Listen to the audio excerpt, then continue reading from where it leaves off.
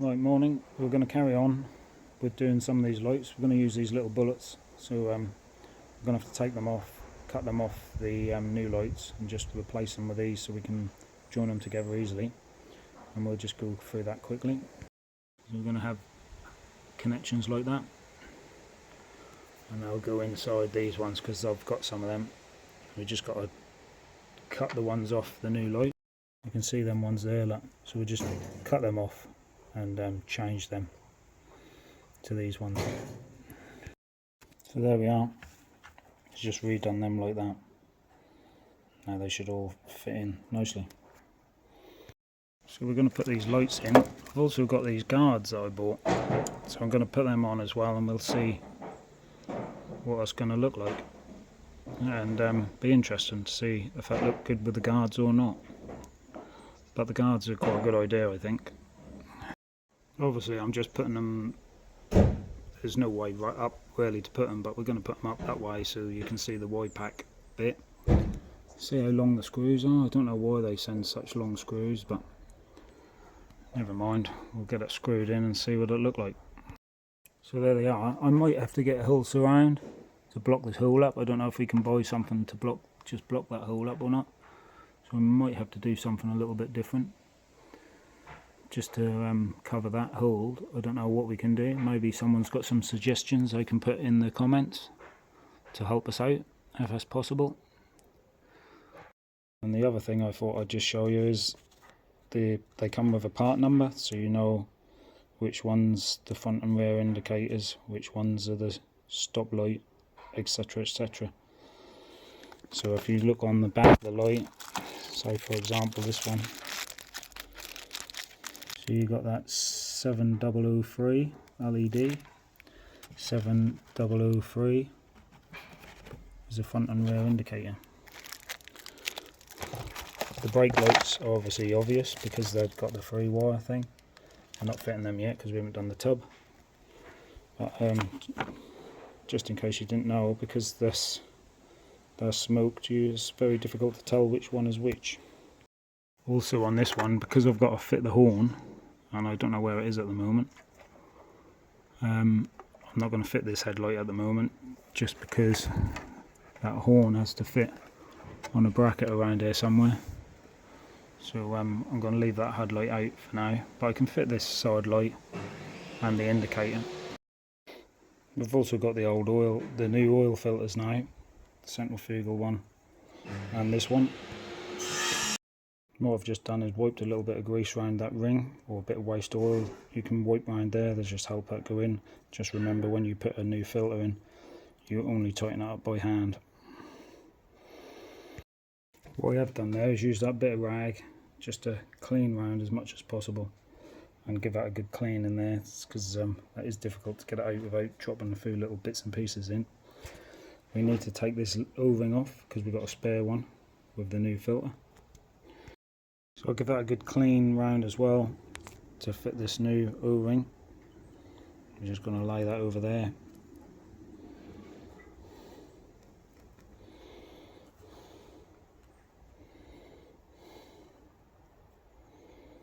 Lovely jubbly.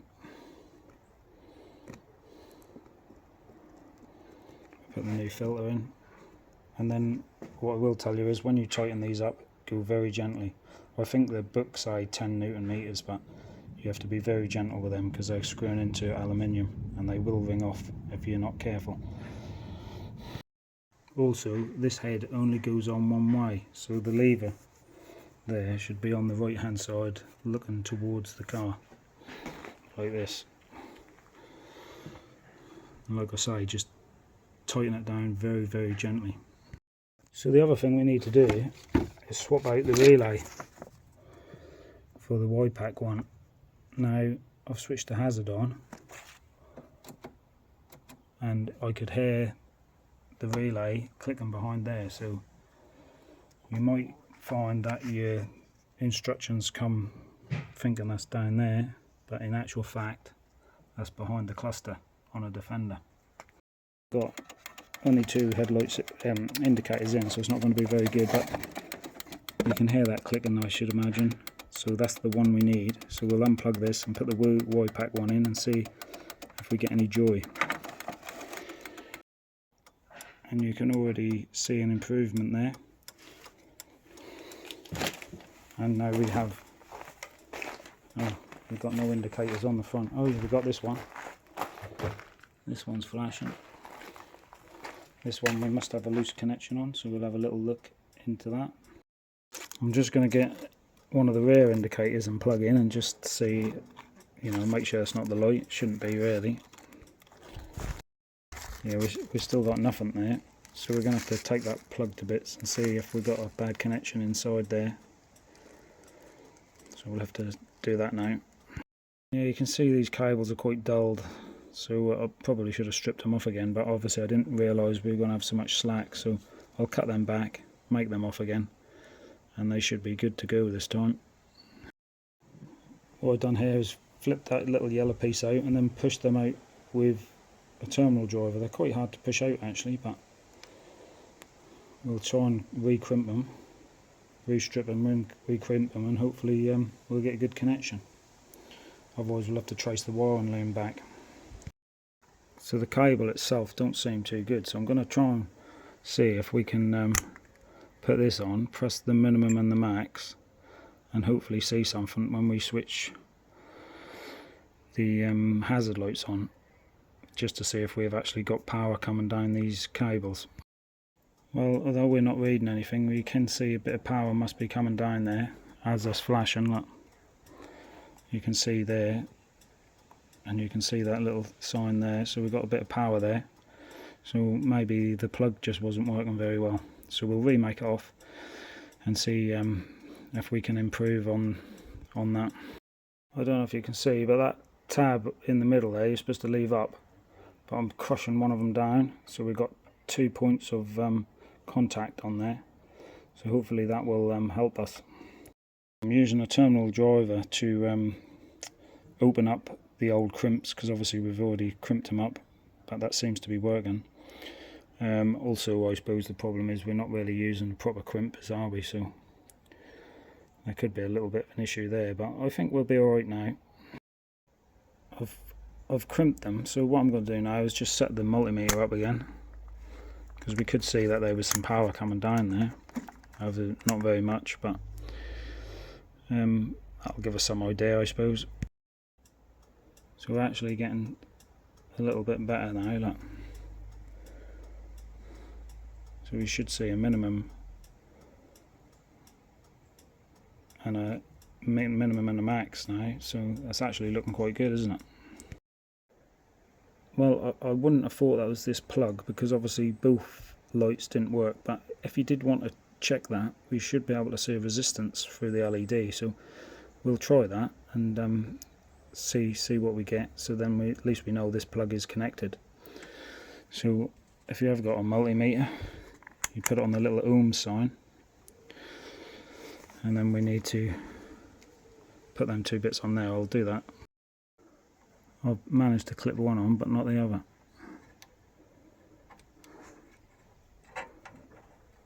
There, we got an ohms reading, so you know that's working.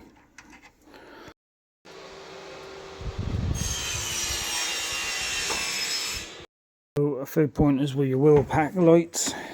If you have got a Defender, your relay is going to be behind the cluster, not where the instructions tell you. And the best way to find it is to just listen to it clicking. Just give it a start up to sort the oil out, check the leaks, let the headlights work, no side light. Side light on one side, but we have not got a side light on that side, so we obviously got the same issue, so we'll have to fix that. Indicators work, side lights are working inside there, hard to see in the sun, but they are on. And we get the oil pumping, we make sure we've got no leaks, and we'll tighten that filter up a little bit more by hand once it's warmed up a bit. You can see in my van we've got the lights on, full beam. Full beam. So just there I got another half a turn I suppose on that filter with my hands. So you know, obviously you've got to be careful of the exhaust pipe, you'll burn yourself, but give it a quick start up, warm it up a bit and just check for tightness, because it will end up leaking if not. To be honest, I've probably now got another half a turn on it, so I've probably got another whole turn on that after warming the engine up slightly. It's not that warm. Obviously on a run you'd have to check all this. Centrifuge look alright. So all we've got to do now is fix the plug on this one and we should be sorted. Yeah, and the other thing, now we've got it started up and we've filled the oil filters up, I put 8 litres in this. They tell you 8.2 litres to fill the filters up. Well, I've put 8 litres in, so we'll let that settle, check it again, and we should be about on the mark, but we'll double check that and see what's happening. The other thing we'll check is the sump bung and everything else after we've given it a good run. I'm going to show you this. Well, let's just run down to that was just off the full mark, to be honest, when I first pulled it out, so it probably do need like another 0.2 of a litre. So it just shows you how good these things are. But we'll push it in again and have a double check. I don't know if you can just see that, it's just off the fill point, so I reckon that needs about another 0.2 of a litre. I've added just a little, then what I do is I keep certain containers or jugs with certain oil in them. This is 5W30 for the TD5 engine. This side light still isn't working, so it must be the connection on the back of this. Maybe. But then that shouldn't make no difference. Well, I can already see the issue. When I've put the plug together, that's pushed one of the pins back. And the annoying thing is, if you don't make them off right first time, that is a little bit difficult to get them back in nice and neatly, because you have to push them out so hard with a terminal driver, but we should be able to sort that out. I'm not sure if you can see that, but it's a little bit mangled, the top one. So I've got a little tiny screwdriver. I'm going to try and straighten that out so this plug don't push on it. That will plug in and not push it out. That actually had a little tiny piece of plastic in it, so I'll push that out now. So put that back together and that should be fine. Alright, we'll give that a try. That seemed to push together better. I don't know how waterproof these are, but I think if I was doing a lot of wading, I would put that butyl tape around them just to be doubly sure really. But let's get the side lights on and see what's happening. Right, to investigate this side light issue, I've taken the headlight out, see if we've got voltage on here as well. We don't seem to have voltage on here, and obviously we joined 3 cables together inside there, which really can't be an issue because there was them soldered joints. So let's see. Oh, we're getting nothing. So we're going to have to strip our joint out and see if the actual main cables are doing something. We've got side lights on this side, so there's no reason why we shouldn't have side lights on the other side. There's obviously only one fuse for both sides. You can see how good this butyl tape is, you see. I've now got to try and get all that off. I'm still not convinced that could be anything wrong with that, to be honest. Right, so there's actually a fuse for each side, so we've obviously got a blown fuse. So we'll have a look before we pull all that apart, because that's good connections really. So we can see that there, they see 19, 18 and 19 are the side lights. So we'll have an investigation and see, maybe we shorted them out or that was already blown. But I'm sure they worked, well, I don't think they did work, did they? Otherwise we wouldn't be in this situation. There we are, now we have side lights. Them lights are pretty cool as well, aren't they? So let's put full lights on. These full lights, they're quite good lights. So we'll run it up, check the oil level again. I decided to fit this other headlight. I should be able to get to the horn from inside the wing, I reckon. So So we might as well fit this other headlight. See what that look like with them both fitted up. Probably should just mention this. Obviously you've got to get these lights in the right way round inside this surround, but you can see that rusty screw there, and at the bottom there it had to keep the clips off the old lights because the new ones don't come with it, so that's something to remember. I don't know what's happened there. This one's orange.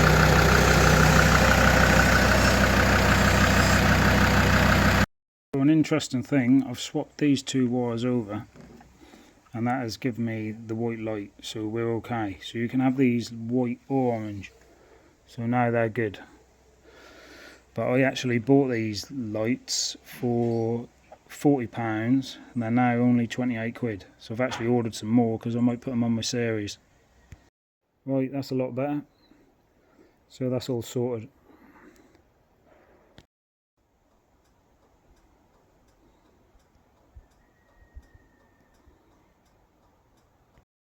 I did try and put the headliner up, but for some reason these clips are no good for the front here, so they're a different size. Mind you, they will go everywhere else I need them to go. Nice and tight there, like. So yeah, it's a bit strange. I'm going to wait till the back headliner's done, put the back one in first. Or is it the back one that go over the front one? I need to put the front one in first, but we'll get there. Right, here's a bad thing. I never took these bolts out before I painted them and now they're spinning. So I'm going to have to cut them off, which isn't very good really. But shit happens. I'm just taking my time cutting it with a hacksaw blade. It's going to take ages, but we don't want to scratch nothing. Luckily we got that out without damaging anything. There's the nut holder. And there's the nut. I mean, we might be able to free that up and reuse that. But now we need to cut the other side off. Just undone them with the in the vise with the mole grips. What I'm going to do is put them back inside there and use them two nuts there to get this back in. But I'll give this a paint in there first. I'll paint that and paint them, and then that'll be all nice. Yeah, we'll just nip that back in there. The nut will wind in and out easy. We'll put some grease on it as well, of course, and then we'll be able to fit the grille.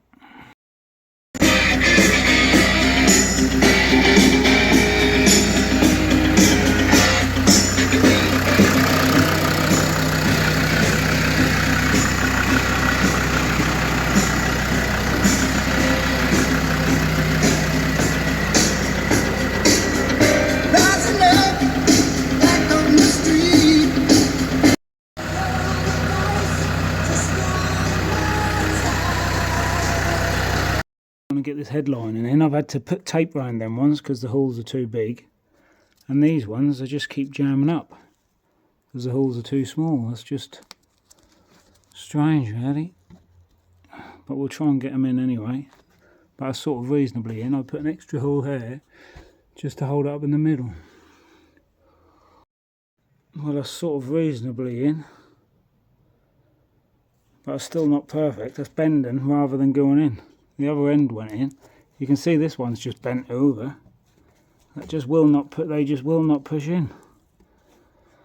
Yet over that side they went all right. Up to 8. So if they are struggling, cut them down. You're best to cut them down a bit. Cut them, make them shorter, or take a Stanley knife to them. So that's what I'm going to do. Well, you can see how that's chewed it all up, so cut it down.